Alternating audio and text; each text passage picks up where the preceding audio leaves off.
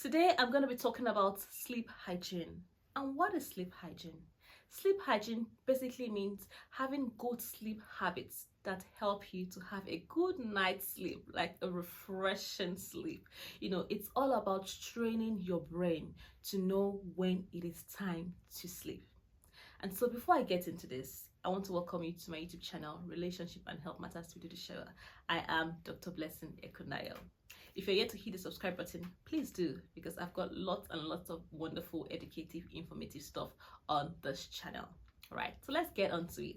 I'm going to be providing you with 6 amazing tips to help you have a better sleep. All right, so what's number 1? The first tip to helping you have a wonderful sleep hygiene is have a consistent sleep schedule. You'll be like, oh, sleep schedule? Yes. And for you to actually have a sleep schedule, it means that sleep must be priority for you. You've got to prioritize sleep. It's important for you as an adult to get about at least 7 to 8 hours of sleep every single night. Yes. And so it means that sleep must take priority over Netflix or the movies that you want to watch, late night movies, of course, and now I'm talking about, or hanging out with friends late night, or bringing work from home and working late at night. You've got to prioritize your sleep. And so when you have a consistent sleep schedule, what I mean by that also is that you have a time of the day, every single day, that you wake up and you sleep. So for example, say you go to bed every single night at 10 p.m. It must be consistent, every single day of the week, including weekends. So if you go to bed at 10 p.m. and wake up at 6 a.m., you must be consistent with this sort of schedule every single day, including weekends. So that is very, very critical. So that's number 1. Number 2, it's important to have a bedtime routine. And what do I mean by this? It is important that you have like a time, about 30 minutes to 1 hour where you sort of unwind, sort of wind down, you start to prepare yourself, okay, and start to tell your brain, I'm beginning to get ready to go to bed. So you could get used to doing activities, such as, maybe drinking a glass of milk, going to the bathroom, brushing your teeth, having a warm bath or a shower, getting into your pajamas, picking up a book to read, or it could also involve things like doing some meditation, doing yoga, just things to help you relax, before you get into bed. And when I say you should pick up a book to read, I don't mean you should get on your bed and start reading a book. No, you want to read the book sort of on a couch or something, and then you get into your bed and your brain is aware that right, it is sleep time, and then it's easier for you to fall asleep. So that's number 2, having a bedtime routine. Number 3 is ensure that your sleep environment is right. What do I mean by this? It's important that you have the right kind of mattress, because if your mattress is hard, or it's not comfortable, and it's causing you pain, of course you will wake up with aches and pains, and you will struggle to also sleep properly all through the night. So make sure you get the right mattress for you, okay? A mattress that is firm and comfortable, right, so that you can have a really good sleep. Another thing on the environment would be, ensuring that you're not sleeping in a very loud environment where there's so much noise. It could be that you're not the only one living in that house, and you have lots of family members, or flatmates who are sort of noisy, or you have babies around, toddlers making noise, crying, and all of those things. And at night, it could be very, very difficult for you to fall asleep. So I could encourage you that to get earplugs might help get rid of the noise in your environment. Another important thing when we talk about environment is that you want to ensure that the environment of your room is dark, so that it can help you fall asleep better. It's also important that if perhaps you don't stay in the room alone, say you have other people or somebody else who is staying in the room alone with you, and that person prefers to have the lights on, because people with different preferences, you could get yourself an eye mask, so that sort of eliminates the lights, and it helps you to be able to fall asleep. So when we talk about environment also, it's important that you have the right temperature. Of course, if it's very hot, you will struggle. If you're sweating and it's hot and boiling, you will struggle to fall asleep. So make sure that the temperature of the room is also right for you. Right, so that's number 3. Number 4 is ensure that you turn off all electronic devices. Yes, we are in the age of technology, and all sorts of apps on our phones, especially social media. You get carried away. Let me check what's happening on Facebook, on Instagram, on TikTok, on Twitter, or call it X now. All those platforms, they could be very, very distracting. And the problem though with using your devices, your iPhone, your tabs, your laptop, whatever, it's that those devices emit blue light. And what this blue light does is that it's when it emits the blue light, it sort of reduces the level of melatonin that our body produces. And melatonin is actually a hormone that helps us to be able to sleep well. So it's important for the sleep-wake cycle. And when this is reduced, it doesn't help us to be able to fall asleep. So my recommendation will be that you put away phones, say about 30 minutes to 1 hour before it is time for you to sleep. And it's also important that you actually don't just put it away, make sure you switch it off.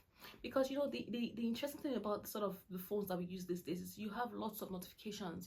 This person commented on your post, this person did this, person did that, and those notifications, when you come in, the light of your phone comes on, or your phone is buzzing, or people are calling you at night. All of those things are interrupting your sleep, and it's not helping you, it's not making you to sleep well. So my advice is switch it off, put it away. Right, so that's number 4. Number 5 is that you make sure that you use your bed for only sleep and sex. Yes, remember that we are trying to train our brain to be associated with our sleep, sleep time. So it's important that our brain understands that bed is only for sleep and for sex. So when it's time for you to go to bed, make sure that you go to bed at that time. You don't go on your bed and you are on your phone or reading or watching a movie. No, make sure that you dedicate your bed especially to sleep and sex only. Right, and then number 6 is important that you cultivate healthy habits. Cultivate healthy habits. What do I mean by this? Number 1 is important that you develop a routine where you exercise every day. I mean, this might sound like 30 minutes. Yes, I mean 30 minutes is quite a lot to exercise every day, but I think it would contribute to helping you to feel better. Because guess what? If you're sleeping a lot better, you're going to feel a lot better. You're going to feel more energetic. You're going to become more productive. It will improve your mood, and also it's going to improve your overall physical and mental health. Yes, so it's important that you begin to pick up these habits little by little, positive habits, okay, like exercising daily. It just mean taking a walk, and I will encourage that when you take this walk, make sure that you do not you avoid doing the exercises late in the evening or night.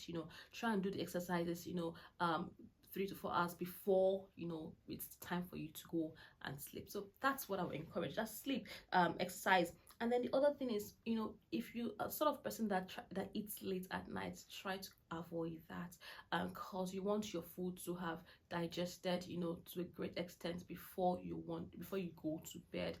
Don't eat heavy meals and then sleep, else you risk having, acid reflux.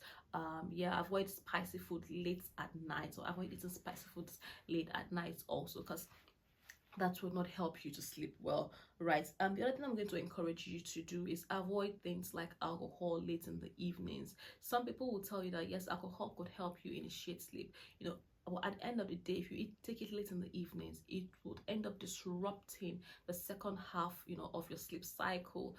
So at night you wake up not feeling very refreshed, feeling tired, feeling exhausted, still. So what's the point? So if you could avoid it, avoid it.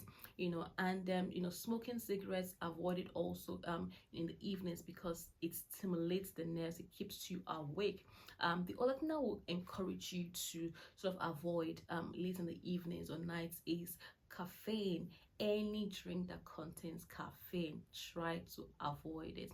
Okay, so if you are a coffee lover, limit your coffee to mornings or early afternoons. Okay, avoid drinking, coffee, anything that contains caffeine, like Coke, sort of energy drinks. Yeah, 4 to 6 hours before your dinner. Avoid it, because you realize that you would struggle to sleep if you are someone who drinks coffee at night. I bear in mind also that everyone has their tolerance levels when it comes to coffee, and if you're someone who drinks a lot of coffee, try and cut down, and you will see how your sleep will begin to improve little by little. If you can actually do away with it, it might be really hard the first few days, but if you can keep at it, you realize that your sleep might actually improve a lot more than when you were drinking coffee. Right, so that's about that. And one other healthy habit I think that you should cultivate is avoid having sort of naps in the afternoons or late evenings, because that would prevent you from sleeping. And if you have to have naps in the afternoons, make sure that it's just about like what I call a power nap, sort of 20 minutes. Yeah, because guess what, your brain is going to be alert in the night saying I'm not feeling sleepy, I'm wide awake, and that will not help your sleep wake cycle. Right, I hope that the 6 points have been very helpful. Yeah, if you've gotten to this point and you haven't subscribed to this channel, what are you waiting for? Please hit that subscribe button right away. Thank you. If you've tried all of these things, and you feel like I've gone to bed, I'm still on my bed, it's taking me minutes before I'm able to fall asleep, I would encourage you that if you have spent about 20 minutes on the bed and you're still not able to sleep, don't remain on the bed tossing and turning. No, get up and go and do something very boring. Get up and go and do something boring, get up and pick up a book and read on the couch, on the bed. Okay, and then when you feel really tired again, immediately go back to bed. Right, make sure that you're coming to bed only when you feel sleepy. Okay, and if you've tried everything and it's still not working, you're still not able to fall asleep, your sleep is still really poor, please, my recommendation, my advice would be to see your doctor. Yes, there are many reasons why people struggle with poor sleep. I shared that in my past video. If you haven't watched it, go and watch it. So some of those things include medications that you might be on, medical problems, whatever it is. Make sure that you see your doctor, because your doctor will be able to provide you with more advice, ask you questions that are very relevant to understand what exactly is going on with you, probably run some tests, and might be able to prescribe a medication that would work for you to help you to sleep much better. Right, if you've gotten to this point of the video, thank you so much for watching, and thank you so much for subscribing to this channel, Relationship and Health Matters Video the Shower. I remain Dr. Blessing Ekunayo. Until I see you next time, bye for now.